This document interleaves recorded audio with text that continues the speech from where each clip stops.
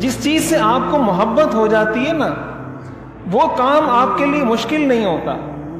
اب اگر کسی نوجوان کو کرکٹ کا جنون ہے، کرکٹ میچ دیکھنے کا جنون ہے، اور کوئی کرکٹ میچ ہو رہا ہے اور کوئی دوست اس کو بلائے کہ بھائی میچ ہو رہا ہے آؤ میرے ساتھ، تو اس کے لیے وہاں جانا مشکل نہیں ہوتا، اس کے لیے وہاں جانا مشکل نہیں ہوتا، بڑی خوشی خوشی سے جاتا ہے۔ 4 گھنٹے میچ چلے، 5 گھنٹے چلے، 6 گھنٹے چلے، وہ پیاسا رہے گا، بھوکا رہے گا، اس کے سر میں درد ہوگا، وہ بیٹھا رہے گا۔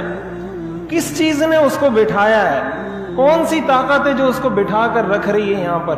یہ وہی دل کی توجہ ہے کہ اس کا دل اس کام کی طرف متوجہ ہے۔